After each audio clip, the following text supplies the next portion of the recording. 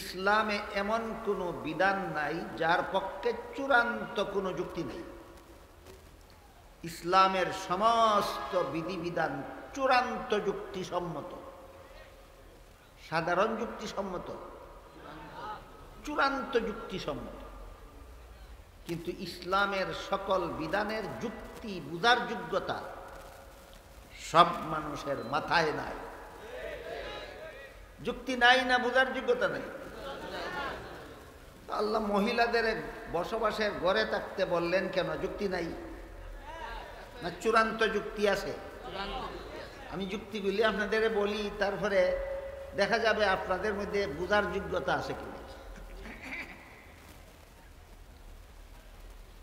আল্লাহ পাক রব্বুল আলামিন সৃষ্টিগতভাবেই মহিলাদেরকে কতগুলি আলাদা দায়িত্ব অর্পণ করেছেন, যেগুলি দুনিয়ার কোনো পুরুষের পক্ষে পালন করার ক্ষমতাও নাই, সম্ভব নয়। একতরফাভাবে মহিলাদেরকে এই দায়িত্বগুলি অর্পণ করেছে। এক নম্বর, মহিলার জীবনের সক্ষম অধ্যায় শিশুকাল, না বৃদ্ধকাল, না যৌবনকাল। মহিলাদের জীবনের কাজকর্ম করার যোগ্যতা সম্পন্ন শরীর থাকে শিশুকালে, না বৃদ্ধকালে, না যৌবনকালে? কর্মক্ষম জীবনের অধ্যায় হলো যৌবনকাল। প্রতিটি মহিলা এই যৌবনকালে প্রতিটি মাসে প্রায় 1/4 সময়, প্রায় 1 সপ্তাহ সময় পর্যন্ত মাসিক ঋতুস্রাবে আক্রান্ত থাকে। এই ঝামেলাটা প্রতি মাসে মাসেই মহিলাদের পোহাতে হয়। বলুন, এই মাসিক ঋতুস্রাবের ঝামেলা সহ্য করার দায়িত্বটা আল্লাহ দুনিয়ার কোনো পুরুষকে প্রদান করেছেন? একমাত্র মহিলাকে। তারপর প্রতিটি সন্তান গর্ভে ধারণ করার দায়িত্ব একতরফাভাবে মহিলাদেরকে প্রদান করেছে। 3 নম্বর, প্রতিটি সন্তানের প্রসব কষ্ট সহ্য করার দায়িত্ব আল্লাহ একতরফাভাবে মহিলাদেরকে প্রদান করেছে। 4 নম্বর, প্রতিটি সন্তানকে স্তনের দুধ পান করাবার দায়িত্ব আল্লাহ একতরফাভাবে মহিলাদেরকে প্রদান করেছে। 5 নম্বর, প্রতিটি সন্তান নিজে নিজে চলাফেরা করার যোগ্য হওয়ার পূর্ব পর্যন্ত লালন পালনের দায়িত্বটাও আল্লাহ একতরফাভাবে মহিলাদেরকেই প্রদান করেছে।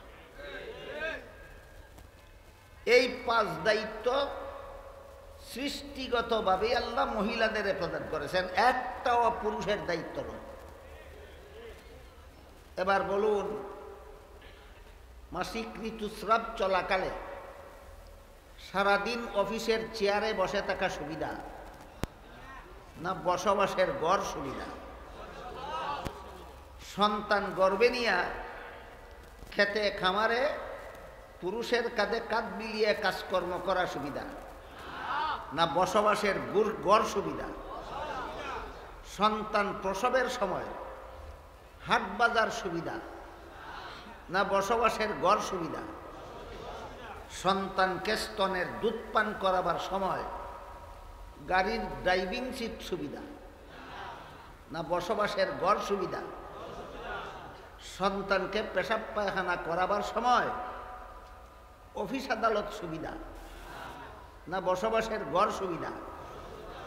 তাহলে আল্লাহ সূরা আহজাবের 33 নম্বর আয়াতের শুরুতেই মুসলমান মহিলাদেরকে বসবাসের ঘরে থাকতে বলেছেন অযৌক্তিকভাবে, না চূড়ান্ত যুক্তিসম্মত?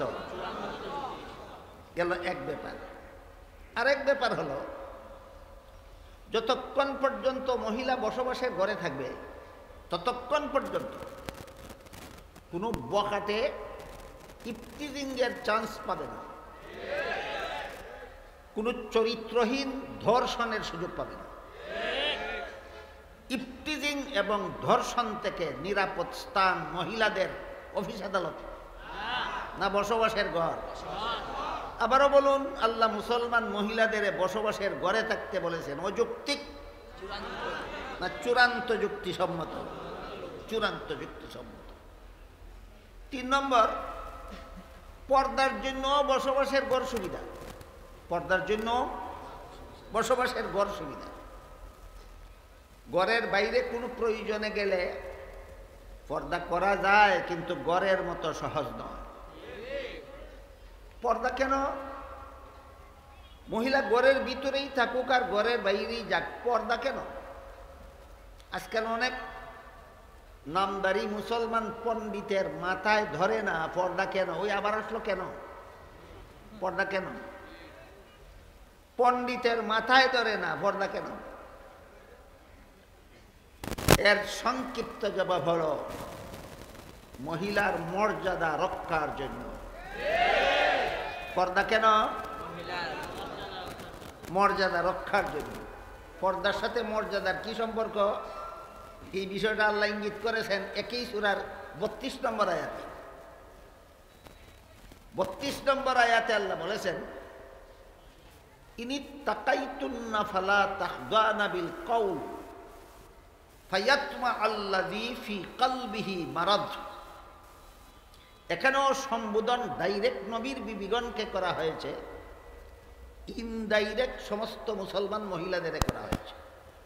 তাই আয়াতের অর্থ হলো, হে নবীর বিবিগণ আর মুসলমান মহিলাগণ, তোমরা প্রয়োজনে যদি ভিন্ন পুরুষের সাথে কথা বলতে হয়, বিনা প্রয়োজনে কোনো মহিলা পুরুষের সাথে কথা বলাটাই নিষিদ্ধ। বিনা প্রয়োজনে ভিন্ন পুরুষ ভিন্ন মহিলার সাথে কথা বলবে না। বিনা প্রয়োজনে ভিন্ন মহিলা ভিন্ন পুরুষের সাথে কথা বলবে না। প্রয়োজনে বলার অনুমতি আছে, প্রয়োজনে বলার অনুমতি আছে। আল্লাহ বলেন, কোনো প্রয়োজনে যদি তোমরা ভিন্ন পুরুষের সাথে কথা বলতে হয়, তখন মধুর কণ্ঠস্বরে বলবা না, কর্কশ স্বরে বলবা। কত নম্বর আয়াত? সূরা আহজাবের 32 নম্বর আয়াতে আল্লাহ মুসলমান মহিলাদের বলছেন, প্রয়োজনে যদি ভিন্ন পুরুষের সাথে কথা বলতে হয় মধুর সুরে বলবা না, কর্কশ স্বরে বলবা। কেন? আল্লাহ বলেন, ফায়াতমা আল্লাযী ফি কলবিহি মারাদ। ভিন্ন নারী যদি ভিন্ন পুরুষের সাথে মাধুর্যপূর্ণ ভাষায় কথা বলে, তাহলে কথার মাধুর্যতার মুহে পড়ে ওই পুরুষটা ওই মহিলাকে উপভোগের লালসা করবে। কিসের লালসা? উপভোগের লালসা। যে মহিলার মধুর কণ্ঠস্বর শুনলেই যুবক পুরুষের মনে ওই মহিলাকে উপভোগের লালসা জাগে, ওই যুবক পুরুষ মহিলাকে পথে ঘাটে দেখলে সেই লালসা আর জাগবে না, আরো বেশি জাগবে। এই লালসার শিকার থেকে নিরাপদ ব্যবস্থা রাস্তাঘাট না বসবাসের ঘর?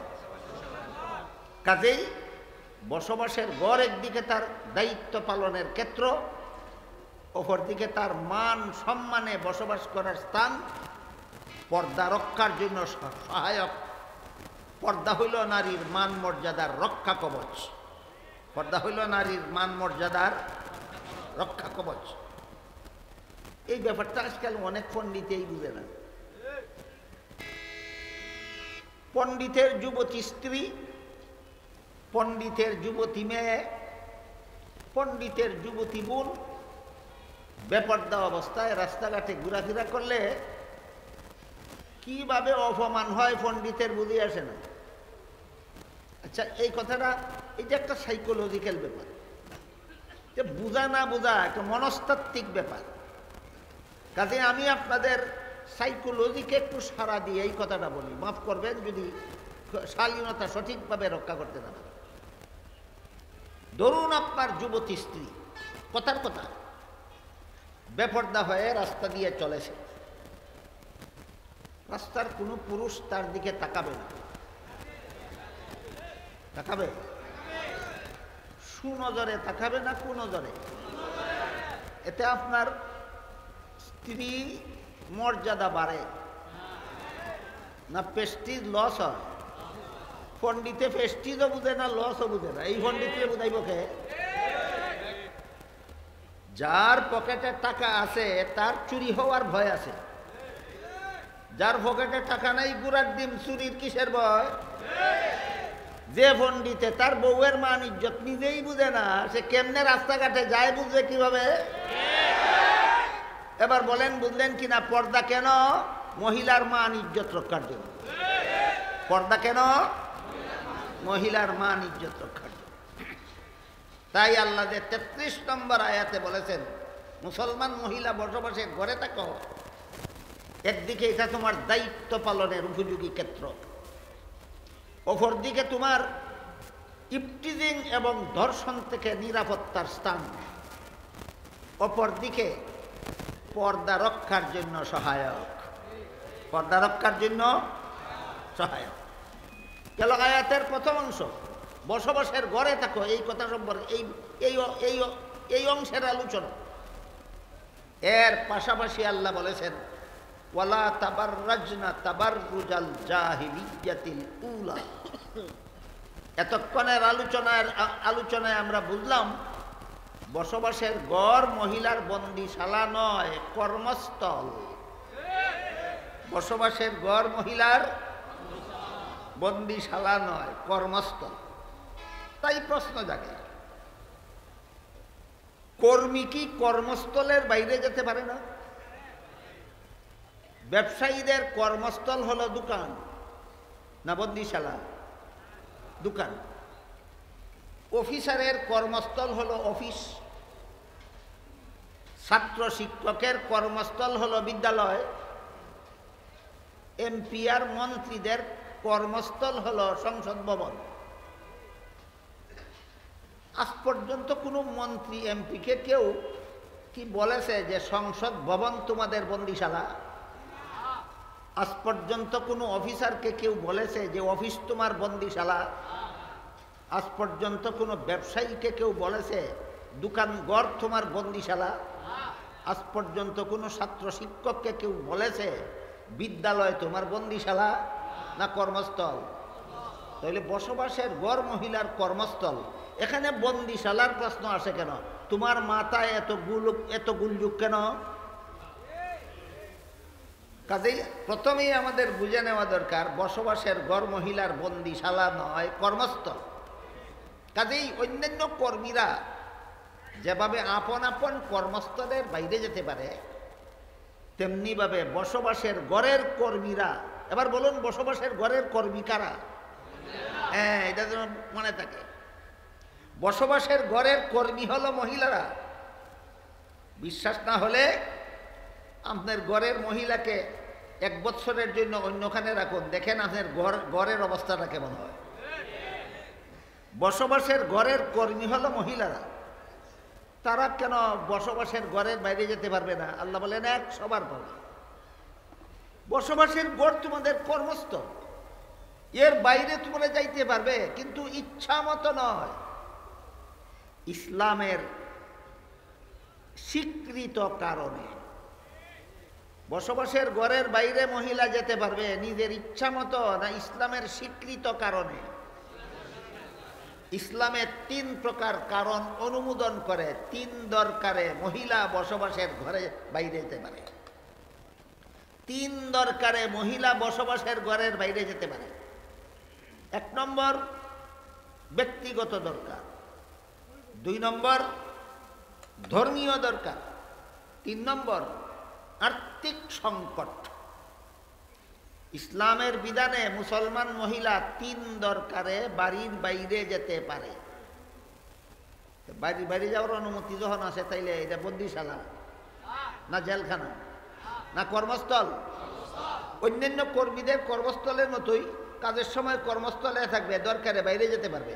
ঠিক তেমনিভাবে বসবাসের ঘর নারীদের কর্মস্থল, কর্মের সময় কর্মস্থলে থাকবে, 3 দরকারে বাইরে যেতে পারবে।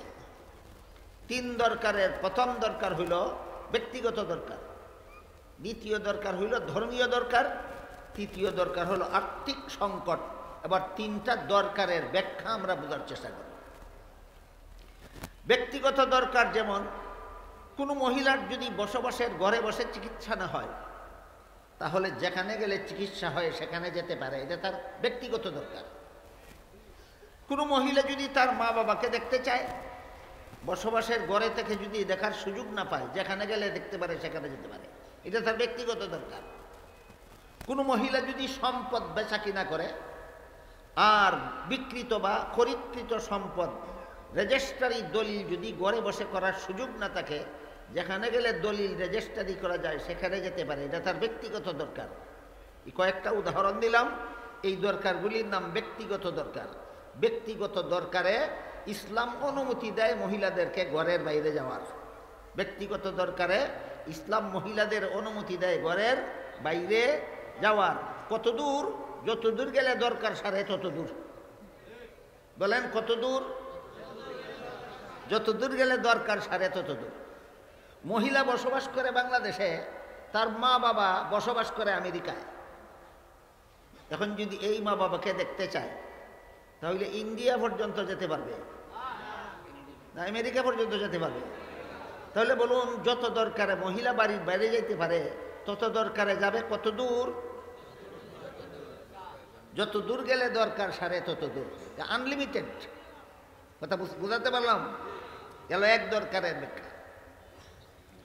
ধর্মীয় দরকারের ব্যাখ্যা হলো, এক হাদিসে রাসূল করিম সাল্লাল্লাহু আলাইহি ওয়াসাল্লাম বলেছেন, তলাবুল ইলমি ফরিদাতুন আলা কুল্লি মুসলিম। এর মর্ম হলো, ইসলামের প্রাথমিক শিক্ষা অর্জন করা সমস্ত মুসলমান নারী পুরুষের জন্য ফরজ। কোন শিক্ষা? প্রাথমিক। ইসলামের প্রাথমিক। ইসলামের প্রাথমিক শিক্ষা যত সামান্য, একেবারে অতি অল্প। ওযু, গোসল, পাক নাফাক, নামাজ, রোজা, কলেমা, কালাম, ইবাদত বন্দেগী, এই পর্যন্ত ইসলামের প্রাথমিক শিক্ষা। এগুলি কেউ না শিখলে মুসলমানের মতো জীবনযাপন সম্ভব নয়। উযুর 4 ফরজ যে ব্যক্তি জানে না, তার পক্ষে মুসলমানের মতো জীবনযাপন সম্ভব নয়। 7 কারণে উযু ভেঙে যায়, যে জানে না তার পক্ষে মুসলমানের মতো জীবনযাপন সম্ভব নয়। গোসলের 3 ফরজ যে জানে না, তার জন্য মুসলমানের মতো জীবনযাপন সম্ভব নয়। নমাজের ওয়াজিব 13টা, যে জানে না তার পক্ষে মুসলমানের মতো জীবনযাপন সম্ভব নয়। এই কয়েকটা বিষয় ইসলামের প্রাথমিক শিক্ষা। এইগুলি অর্জন করা আল্লাহ রাসূল বলেন সমস্ত মুসলমান নারী পুরুষের জন্য ফরজ। এখন যদি বসবাসের ঘরে বসে কোনো মহিলা কলেমা শিখার সুযোগ না পায়, বসবাসের ঘরে বসে যদি কোনো মহিলা উযু গোসল শিখার সুযোগ না পায়, বসবাসের ঘরে বসে যদি কোনো মহিলা পাক নাফাক শিখার সুযোগ না পায়, নামাজ বন্দেগী শিখার সুযোগ না পায়, তাহলে সে যেখানে গেলে শিখার সুযোগ পায় সেখানে যেতে পারে। এবার বলুন, এটা কোন দরকার? এটা ধর্মীয় দরকার। তেমনিভাবে কোনো মহিলার উপর যদি হজ ফরজ হয়, বসবাসের ঘরে বসে হজ হবে? কোথা পর্যন্ত যেতে হবে? মক্কা পর্যন্ত যেতে হবে। এটা তার ধর্মীয় দরকার। কোনো মহিলা যদি বসবাসের ঘরে বসে কোরআন হাদিসের কথা শোনার সুযোগ না পায়, ওয়াজ নসিহত শোনার সুযোগ না পায়, যেখানে গেলে ওয়াজ নসিহত শোনার সুযোগ পায় সেখানেও যাওয়ার অনুমতি আছে। এটাও তার ধর্মীয় দরকারের অন্তর্ভুক্ত। ধর্মীয় দরকারের 3 উদাহরণ দিলাম। ব্যক্তিগত দরকারে ইসলামের বিধানে মহিলা বসবাসের বাড়িঘরের বাইরে যেতে পারে। ধর্মীয় দরকারে মহিলা তার বাড়িঘরের বাইরে যেতে পারে। আর কোনটা রইল? আর্থিক সংকট। এবার আর্থিক সংকট বলতে কি বোঝায় তার ব্যাখ্যাটা আগে বুঝে নেওয়া দরকার।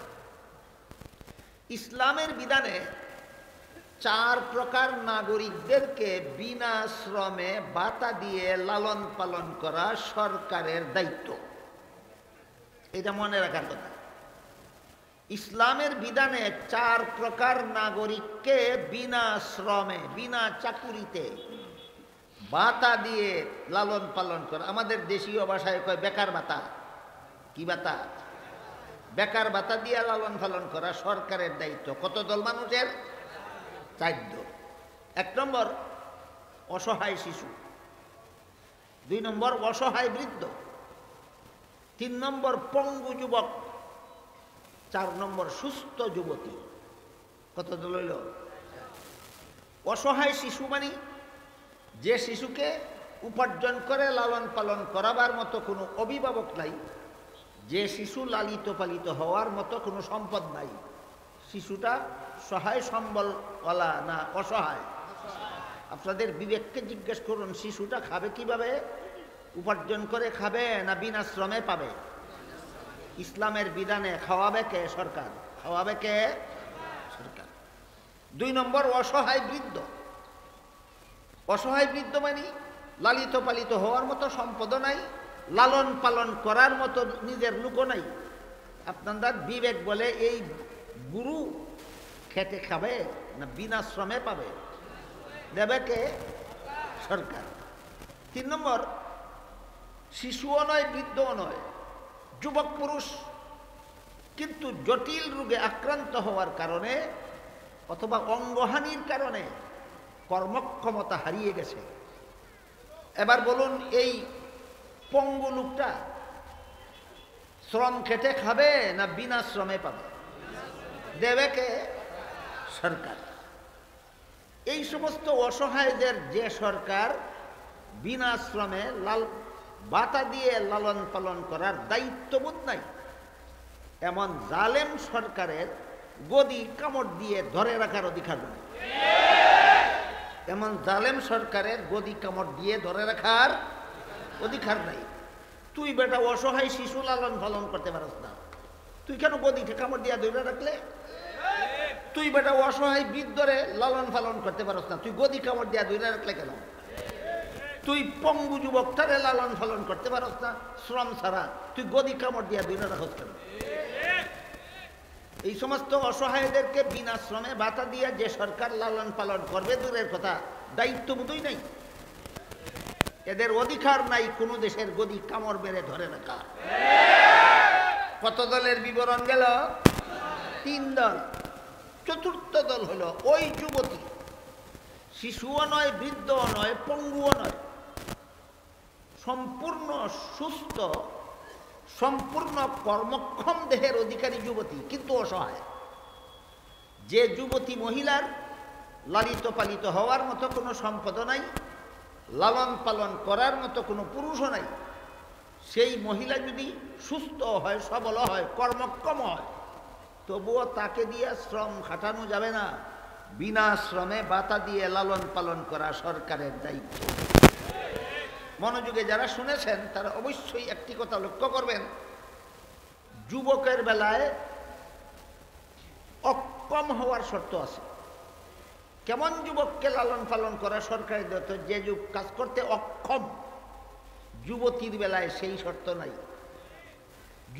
যুবতী যদি কাজ করতে সক্ষম হয় কিন্তু অসহায়, তার দ্বারা কাজ করানো যাবে না, বিনা শ্রমে ভাতা দিয়ে লালন পালন করতে হবে। কারণটা কি? কারণটা হলো আল্লাহ পুরুষের শরীরে শক্তি সামর্থ্য দিয়ে থাকেন সংসার জীবনে উপার্জনে শ্রম খাটার জন্য। সংসার জীবনে পুরুষের শরীরে আল্লাহ শক্তি সামর্থ্য দিয়ে থাকেন উপার্জনে শ্রম খাটার জন্য। বলুন, উপার্জনে শ্রম খাটার জন্য। মহিলাদের শরীরে আল্লাহ শক্তি সামর্থ্য দিয়ে থাকেন উপার্জনে শ্রম খাটার জন্য নয়, শরীরের 3টা জিনিস ব্যয় করে তার গর্ভস্থ সন্তানের দেহ গঠনের জন্য। পুরুষ গর্ভবতী হয় না মহিলা? মহিলার গর্ভে যখন সন্তান বিরাজ করে তখন মহিলার শরীরের 3টা জিনিস চুষে খেয়ে সন্তান পুষ্ট হয়। মহিলার শরীরের রক্ত চুষে খেয়ে সন্তান পুষ্ট হয়। মহিলার শরীরের ভিটামিন চুষে খায় সন্তান পুষ্ট হয়। মহিলার শরীরের ক্যালসিয়াম চুষে খেয়ে সন্তান পুষ্ট হয়। বুঝা থাকছে? বলুন, গর্ভবতী মহিলার শরীরের কতটা জিনিস চুষে খেয়ে সন্তান পুষ্ট হয়? 10 মাস পর্যন্ত এই সন্তানটা এই একটিমাত্র মহিলার শরীরের রক্ত চুষে খেতে খেতে, ভিটামিন চুষে খেতে খেতে, ক্যালসিয়াম চুষে খেতে খেতে নারীটার নার্ভাস অবস্থা হয়, নার্ভাস অবস্থা হয়। যাদের জীবনে সামান্য মাত্র অভিজ্ঞতা আছে তারা একটু বলুন, মহিলাদের শরীরে আল্লাহ শক্তি সামর্থ্য দিয়ে থাকেন সড়কে মাটি কাটার জন্য, উপার্জনের শ্রম খাটার জন্য, না গর্ভস্থ সন্তানের দেহ গঠনের জন্য? এই জন্য মহিলাদের প্রতি ইসলাম যে মর্যাদা এখানে দিয়েছে, দুনিয়ার কোনো মতবাদ এই মর্যাদা দিতে সক্ষম হয়নি, ব্যর্থ হয়েছে।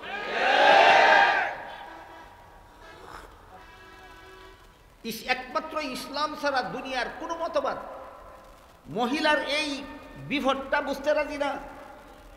সবগুলি মতবাদ বলে পুরুষ একটি অফিসে চাকরি করে, তুমি আরেকটি অফিসে চাকরি করো। পুরুষ এক বাজারে ব্যবসা করে, তুমি আরেক বাজারে ব্যবসা করো। পুরুষ এক খেতে খামারে কাজ করে, তুমি আরেক খেতে খামারে কাজ করো। ভালো কথা, আল্লাহ পুরুষের শরীরে শক্তি সামর্থ্য দিয়ে থাকেন উপার্জনে, শ্রম খাটার জন্য। একটাই তোমার কাজ, মহিলার কাজ 5টা। মনে আছে? মহিলার কাজ কটা? প্রতি মাসের মাসিক ঋতুস্রাবের ঝামেলা সহ্য করা, প্রতিটি সন্তান গর্ভে ধারণ করা, প্রতিটি সন্তানের প্রসব কষ্ট সহ্য করা, প্রতিটি সন্তানকে স্তনের দুধ পান করানি, প্রতিটি সন্তানকে লালন পালন করা। 5টা দায়িত্ব আল্লাহ মহিলাকে দিয়েছেন, তোমাকে মাত্র একটা, পুরুষকে মাত্র কি? উপার্জনে শ্রম খাটা। পুরুষকে মাত্র একটা কি? উপার্জনে শ্রম খাটা। মহিলার 5টা দায়িত্বের একটাও তুমি পালন করতে পারো না। আর তোমার একটা মাত্র দায়িত্ব যদি মহিলাকে দিয়ে পালন করাতে চাও, তোমার মতো পুরুষ দুনিয়াতে আইসো গুড়ার ঘাস কাটতা।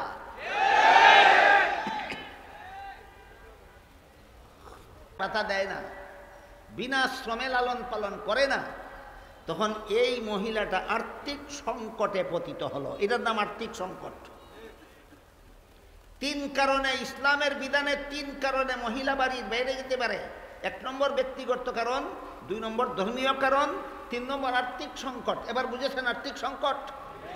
যে মহিলার লালিত পালিত হওয়ার উপযোগী কোনো সম্পদ নাই, লালন পালন করার মতো কোনো পুরুষ নাই, এবং সরকারও তাকে বিনা শ্রমে ভাতা দিয়ে লালন পালন করে না, এই মহিলাটা আর্থিক সংকটে পড়েছে কিনা? এই মহিলার জন্য 3 নম্বর কারণ, বাড়ির বাইরে যেতে পারে। যেখানে গিয়া কাজ করলে একটা কাপড় পাবে, সেখানেই যেতে পারে। যেখানে গিয়া কাজ করলে 1 মুষ্টি ভাত পাবে, সেখানেই যেতে পারে। যেখানে গিয়া কাজ করলে 100 টাকা পাবে, সেখানেই যেতে পারে। কোন কারণে গেল? আর্থিক সংকট। ইসলামের বিধানে এই 3 কারণে মহিলা বাড়ির বাইরে যেতে পারে। প্রমাণ হলো বাড়িঘর মহিলাদের বন্দিশালা না কর্মস্থল? এরপরে গেল 2 নম্বর কথা।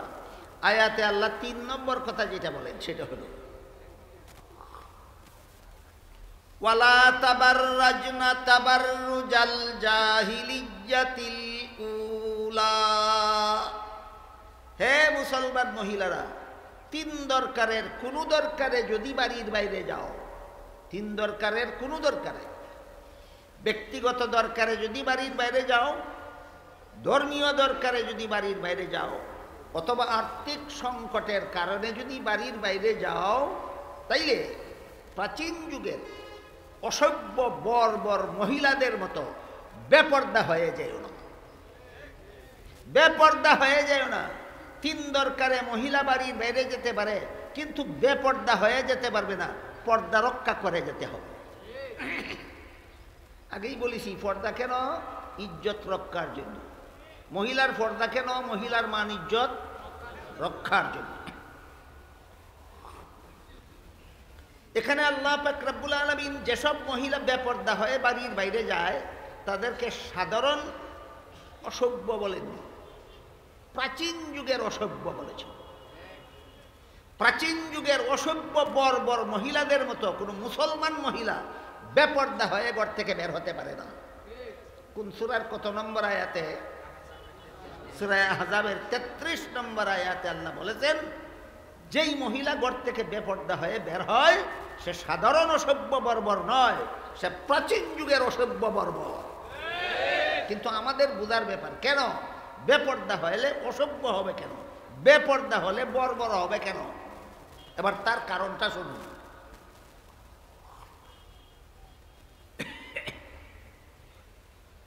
অসভ্য সমাজে যত ইফটিজিং হয়, সভ্য সমাজে ইফটিজিং হয় না অসভ্য সমাজে? অসভ্য সমাজে যত নারী ধর্ষণ হয়, বলুন সভ্য সমাজে নারী ধর্ষণ হয়? অসভ্য সমাজে যত ইফটিজিং হয়, অসভ্য সমাজে যত নারী দর্শন হয়, এই সবগুলি হয় বেপর্দা হয়ে ঘর থেকে বের হওয়ার কারণে। সবগুলি অসভ্যরা পথে ঘাটে ইফটিজিং করে বেপর্দা হয়ে বের হওয়ার কারণে, সবগুলি ধর্ষণ পথে ঘাটে চরিত্রহীনরা করে বেপর্দা হয়ে একদল নারী ঘর থেকে বের হওয়ার কারণে। কাজেই সমাজের যত ইফটিজিং, যত দর্শন, সবগুলির সুযোগ দান করে বেপর্দা মহিলারা। ইফটিজিংয়ের সুযোগ দেয় বেপর্দা মহিলারা, দর্শনের সুযোগ দেয় বেপর্দা মহিলারা। তাই আল্লাহ যেসব মহিলা ঘর থেকে বেপর্দা হয়ে বের হয় এদেরকে বলেছেন অসভ্য বর্বর। সাধারণ যুগের অসভ্য বর্বর নয়, আল্লাহ বলেন সেকেলে যুগের অসভ্য বর্বর।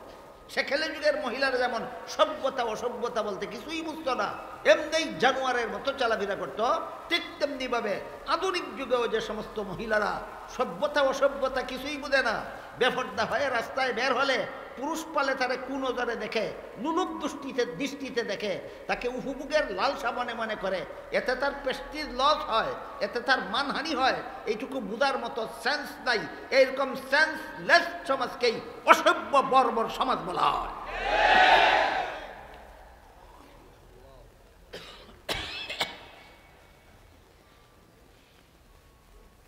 এই বেপর্দা হয়ে ঘর থেকে বের হওয়া এটা একটা আন্দোলনের ফসল। কিসের ফসল? আন্দোলন।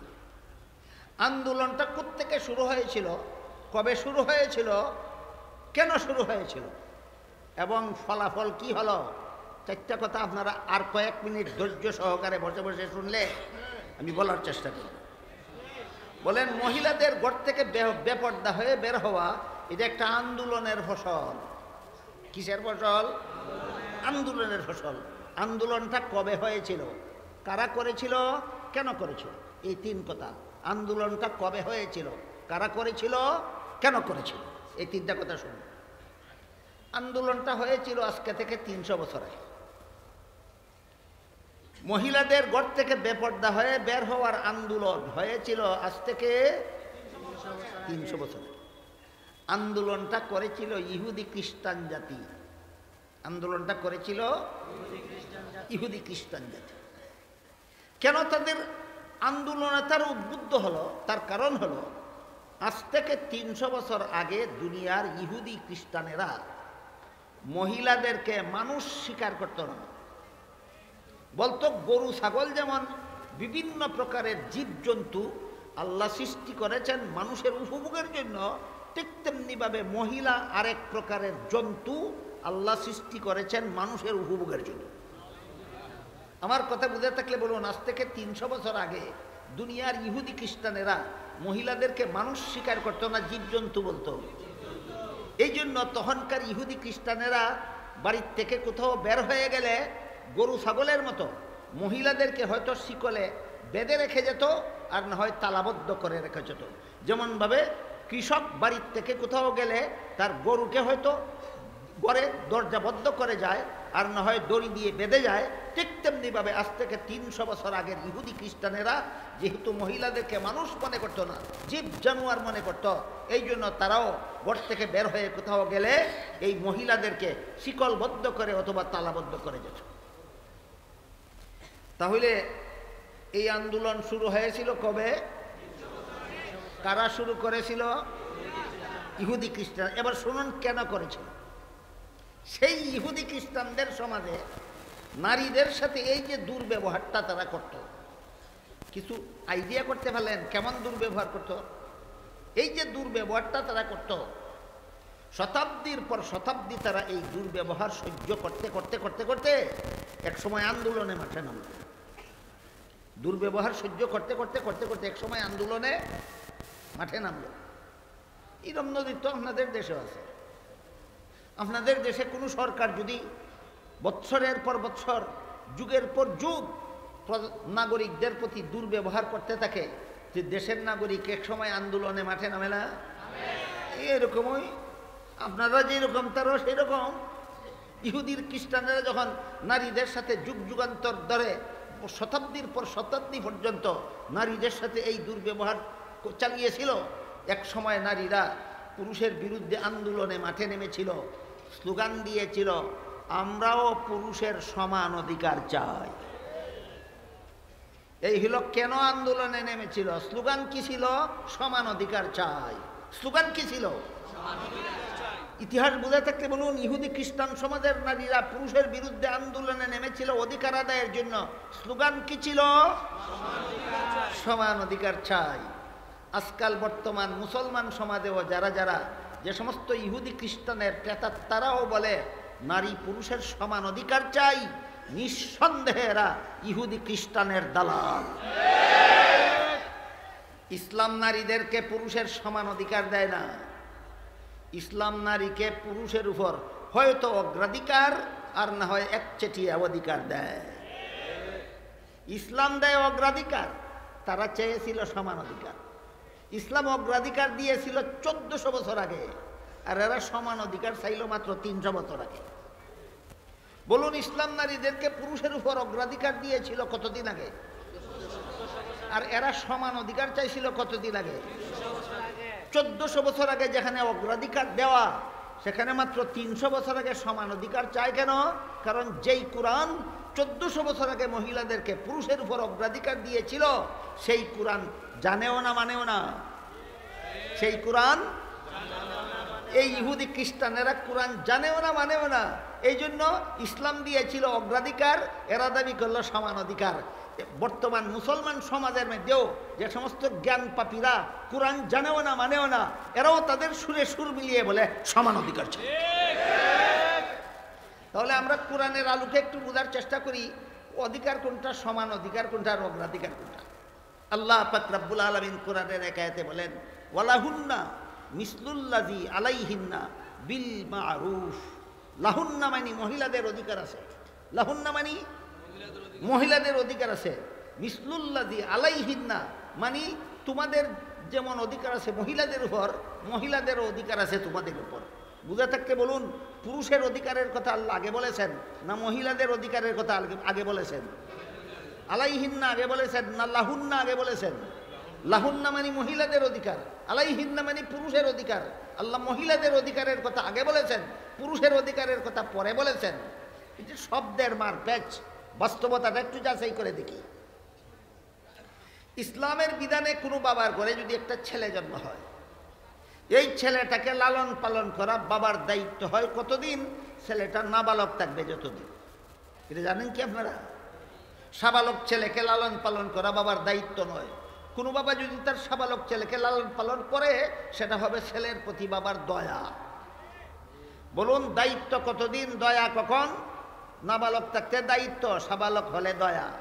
কিন্তু মেয়ের বেলায় ইসলামের বিধান হলো সাবালক নাবালক কোনো প্রশ্ন নাই, বিয়ের পূর্ব পর্যন্ত মেয়েকে লালন পালন করা বাবার দায়িত্ব। ছেলে ফেলার দায়িত্ব নাবালক থাকাকালে, আর মেয়ে ফেলার দায়িত্ব বিয়ের পূর্ব পর্যন্ত। তাহলে দেখা গেল জীবনের শুরুতেই বাবার সম্পদে লালিত পালিত হওয়ার অধিকার ছেলে মেয়ের সমান না? মেয়ের অগ্রাধিকার। এই হলো লাহুন্না, বুঝছেন? এবার লাহুন্না তাদের অধিকার আগে, তাদের অগ্রাধিকার। শুধু তাই নয়, একটা ছেলের সাথে একটা মেয়ের বিয়ে হলো ইসলামের বিধান মতো, বিবাহ বন্ধনে আবদ্ধ হলো একটি ছেলে একটি মেয়ে। এই বিবাহ বন্ধনে আবদ্ধ হওয়ার বিনিময়ে একতরফাভাবে ছেলের পক্ষ থেকে মেয়েকে একটা উপহার দিতে হয়। এটা ফরজ। কোরআনের ভাষায় এটাকে মোহর বলা হয়। কোরআনের ভাষায় আপনারা কি বলেন? মোহর। ছেলের যেমন সাবালক হওয়ার কারণে বিয়ের দরকার, মেয়ে অসাবালক হওয়ার কারণে বিয়ের দরকার। সুতরাং ছেলে মেয়ে বিবাহ বন্ধনে আবদ্ধ হলো, ছেলের একতরফা দরকারে না উভয়ের সমান দরকারে?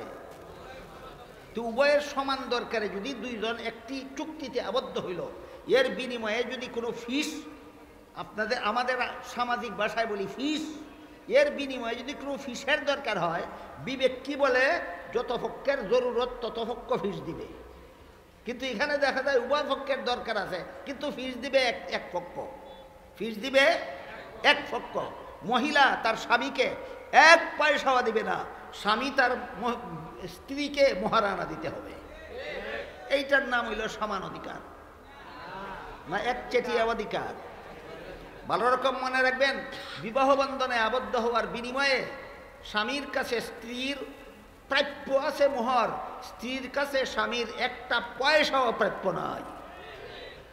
এই যে যৌতুক নামে যে জিনিসটা মুসলমান সমাজে আমদানি হয়েছে, এটা হিন্দু সমাজ থেকে আমদানি করা হয়েছে। এটা মনে রাখবেন, যৌতুক প্রথা ইসলামের বিধান নয়, যৌতুক প্রথা মুসলমানদের মধ্যে প্রবেশ করেছে হিন্দু সমাজ থেকে। কারণ হিন্দু ধর্মে বিধান আছে, স্বাভাবিক অবস্থায় ছেলে বাবা মারা গেলে বাবার সম্পদ ছেলে পাবে, মেয়ে পাবে না। এটা হিন্দু ধর্মের বিধান। বাবা মারা গেলে বাবার সম্পদ ছেলে পাবে, মেয়ে পাবে না।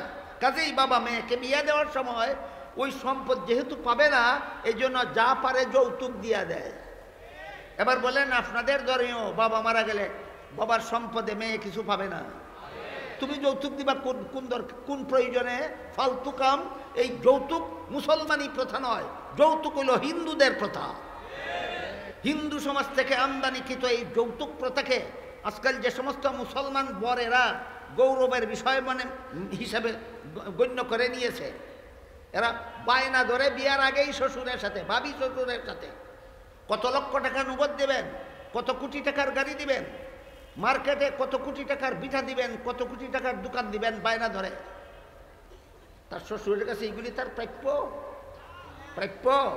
প্রাপ্য না। প্রাপ্য সারা যদি কেউ কারো কাছে কিছু চায়, এটার আমরা বলি ভিক্ষা। প্রাপ্য সারা কিছু চাওয়ার নাম ভিক্ষা। আরে বেহায়ার বেহায়া, আরে বেলাজার বেলাজা, ভিক্ষা করছস বাজারও গিয়া করতে, শ্বশুর বাড়ি গিয়া ভিক্ষা করলে কোন লাজে? বলেন, আপনাদের সমাজে এমন বদরুল লোক আছেন যারা শ্বশুর বাড়ি ভিক্ষা করে? শ্বশুর বাড়ির ভিখারি কারা? শ্বশুরের কাছে যৌতুক চায় যারা। শ্বশুর বাড়ির ভিখারি কারা? শ্বশুরের কাছে যৌতুক চায় যারা। এর মতো বেহায়া বেলাজা নির্লজ্জ আর কোনো পুরুষ হতে পারে না যে শ্বশুর বাড়ি ভিক্ষা করে। তাহলে বিবাহ বন্ধনে আবদ্ধ হওয়ার বিনিময়ে উভয়ে উভয়কে দিবে নগদ টাকা পয়সা, উভয়ে উভয়কে দিবে, না স্বামী একতরফাভাবে স্ত্রীকে দিবে? আজকে যদি আপনারা এই ইহুদি খ্রিস্টানের দালালদের স্লোগানটা মেনে নেন, আজকে যদি মেনে নেন, হ্যাঁ ঠিক আছে নারী পুরুষ সমান অধিকার চাই, তাহলে আগামীকাল থেকে যে সমস্ত ছেলেরা বিয়ে করবে, এরা বউকে বলবে, আমি যেহেতু তোরে মোহর দিলাম 5 লাখ টাকা, তুইও আমারে যৌতুক দিবে 5 লাখ টাকা, যেহেতু সমান অধিকার। কেমন মজা সমান অধিকারের বুঝবা, খালি পালন করে দেহ।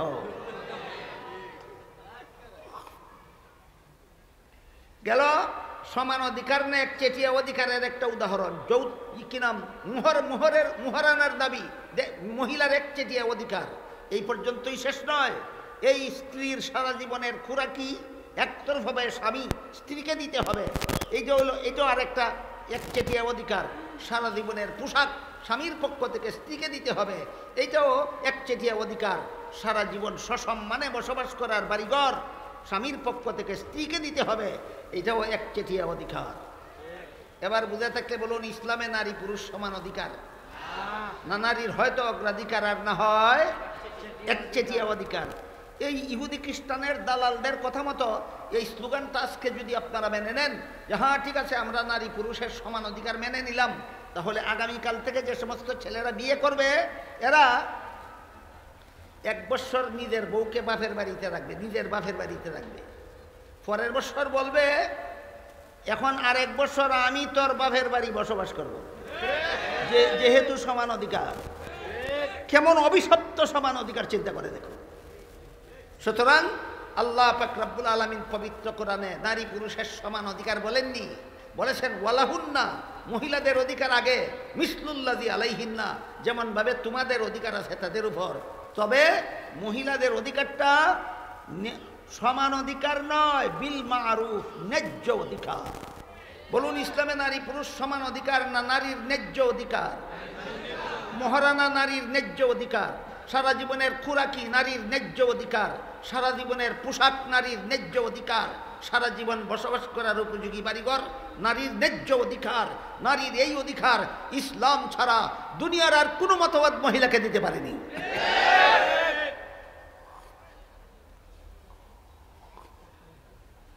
300 বছর আগে ইহুদি খ্রিস্টান মহিলারা পশুর মতো ব্যবহার করার কারণে পুরুষের বিরুদ্ধে অধিকার আদায়ের আন্দোলনে নামলো, স্লোগান দিল সমান অধিকার চাই।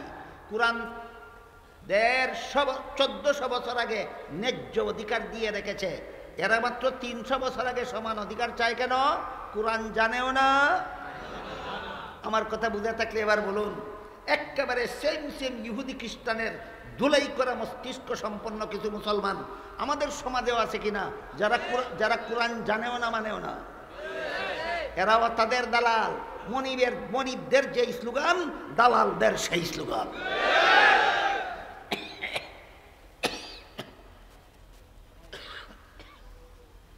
শেষ পর্যন্ত ইহুদি খ্রিস্টানের পুরুষেরা তাদের সমাজের মহিলাদের দাবি মেনে নিতে বাধ্য হয়েছে। তাদের দেশে সরকারিভাবে আইন পাশ হয়ে গেছে নারী পুরুষ সমান অধিকার। মুসলমানের জন্য কোরআনে আইন পাশ করা নারীর ন্যায্য অধিকার। ইহুদি খ্রিস্টানের সমান অধিকার, মুসলমানের ন্যায্য অধিকার। তাদের সমান অধিকার, আমাদের ন্যায্য অধিকার। পার্থক্যটা বুঝাতে পারলাম? যখন ইহুদি খ্রিস্টানদের দেশে আইনত নারী পুরুষের সমান অধিকার ফাঁস হয়ে গেছে, তখনই প্রশ্ন দাঁড়াইছে, পুরুষ যদি পথে ঘাটে হাটে মাঠে শহরে বন্দরে যেখানে সেখানে যখন তখন বিচরণ করতে পারে, নারী পারবে না কেন? নারীর তো সমান অধিকার। এই সমান অধিকারের বিফল পুরুষ যেভাবে একা একা যে কোনো রাত্রে যে কোনো হোটেলে কাটাতে পারে, নারীও সেই অধিকার পায়। পুরুষ যেভাবে একা একা যে কোনো সমুদ্র সৈকতে সারা রাত কাটাতে পারে, নারীও সেই অধিকার পায়। পুরুষ যেভাবে একা একা সারা রাত ক্লাবে কাটাতে পারে, নারীও সেই অধিকার পায়। সারা রাত পুরুষ যেভাবে পার্কে কাটাতে পারে, নারীও সেই অধিকার পায়। পুরুষ যেভাবে একা একা সারা রাত জঙ্গলে কাটাতে পারে, নারীও সেই অধিকার পায়। এইভাবে সমান অধিকার চালু হয়ে যাওয়ার বিস্ফল এই দাঁড়ালো, নারীদের সতীত্ব মান সম্ভ্রম পথে ঘাটে লুণ্ঠিত হয়ে গেল। শেষ পর্যন্ত কি হয়েছে আপনারা জানেন কিনা আমি জানি না। আমার নিজের চোখে দেখা কয়েকটা ইহুদি খ্রিস্টানের দেশ আমি নিজে দেখে এসেছি। শেষ পর্যন্ত কি হয়েছে শুনুন। শেষ পর্যন্ত অবস্থা এই হয়েছে, তাদের দেশের মেয়েরা বিয়ের আগেই কয়েক সন্তানের মা হয়ে যায়। বিয়ের আগেই কি হয়ে যায় বলুন? কোন স্লোগানের ফসল? সমান অধিকারের ফসল। বিয়ের আগেই সন্তানের মা হয়ে যায়। তাদের দেশে আইন বাধ্য হইয়া এক আইন আরেক আইন করতে বাধ্য হয়েছে। এখন আইন পাশ হয়েছে যে বিয়ের আগে সন্তান জন্ম দেওয়া কোনো অপরাধ নয়। বস বিয়ে যে কোনো পুরুষ যে কোনো মহিলার সাথে, যে কোনো মহিলা যে কোনো পুরুষের সাথে যেখানে ইচ্ছা সেখানে সারা রাত থাকতে পারে, কোনো অপরাধ নয়। এর দ্বারা যদি সন্তান জন্ম হয়ে যায় কোনো অপরাধ নয়। এজন্য বর্তমান দুনিয়ার ইহুদি খ্রিস্টানদের সমাজে মানব সন্তানের জন্ম নিবন্ধন বাবার নামে হয় না, মায়ের নামে হয়। আপনাদের কারো জানা না থাকলে মেহরবানি করে আমেরিকা যান গিয়ে দেখে আসুন, লন্ডনে যান গিয়ে দেখে আসুন, কানাডা যান গিয়ে দেখে আসুন। আমি দেখে এসেছি তাদের দেশের মানব সন্তানের জন্ম নিবন্ধন বাবার নামে হয় না, মায়ের নামে হয়। কারণ সন্তানের বাবাকে কার কোন বাবার নামে নিবন্ধন হবে সমাজের কেউ জানবে দূরের কথা, সন্তানের মাও জানে না। মা কেন জানে না? এই মাটা সন্তান জন্ম হওয়ার আগে এক রাত্রি যাপন করেছিল হোটেলে একটা পুরুষের সাথে, আরেক রাত্রি যাপন করেছিল ক্লাবে আরেকটা পুরুষের সাথে, আরেক রাত্রি যাপন করেছিল পার্কে একটা পুরুষের সাথে, আরেক রাত্রি যাপন করেছিল সমুদ্র সৈকতে আরেকটা পুরুষের সাথে, আরেক রাত্রি যাপন করেছিল জঙ্গলে আরেকটা পুরুষের সাথে। কোন পুরুষের সাথে জন্মগ্রহণ করার সহবাস করার কারণে গর্ভে সন্তান আসলো, সন্তানের মা নিজেও জানে না। এবার বলুন, সমান অধিকারের যে ফসল তারা পাইল, এই ফসলে মানুষের সন্তান মানুষের মতোই জন্ম হয় না কুকুর শ্রীগাল বিড়ালের মতো জন্ম হয়? এইটাই সমান অধিকারের বিস্ফল। এইটাই সমান অধিকারের বিস্ফল। এই বিষ ফলের হাত থেকে মুসলমান জাতিকে রক্ষা করার জন্য আল্লাহ পবিত্র কোরআনের সূরা আহজাবের ৩৩ নম্বর আয়াতের শুরুতেই বলেন ওয়াকারনা ফি বুয়ুতিকুন্না, মহিলা বসবাসের ঘরে থাকো, মহিলা বসবাসের ঘরে থাকো, মহিলা বসবাসের ঘরে থাকো। তোমার সন্তান যদি কুত্তার বাচ্চার মতো জন্ম হওয়া না চাও, তোমার বাচ্চা যদি মানুষের বাচ্চার মতো জন্ম হতে চাও, বসবাসের ঘরে থাকো। আমি আশা করি যে বিষয় আপনারা আমাদের নামে উল্লেখ করে দিয়েছিলেন সেই বিষয় তো বিস্তারিত কিছু বলতে পারলাম না, মোটামুটি কিছু আভাস পেলেন কিনা? বুঝে আভাস পেয়ে থাকলে এবার বলুন, মহিলাদের মর্যাদা বেপর্দায় না পর্দায়? মহিলাদের মর্যাদা বেপর্দায় নয়, মহিলাদের মর্যাদা পর্দায়। মহিলাদের যথাযথ মর্যাদা একমাত্র ইসলামের বিধানে আছে, দুনিয়ার আর কোনো বিধানে নাই। সুতরাং সত্যই যারা মহিলাদের বাস্তবিক মর্যাদা চান, ইসলামের ছায়া তলে আসুন। আল্লাহ সবাইকে তৌফিক দান করুন, আমিন। সুবহান রাব্বিকা।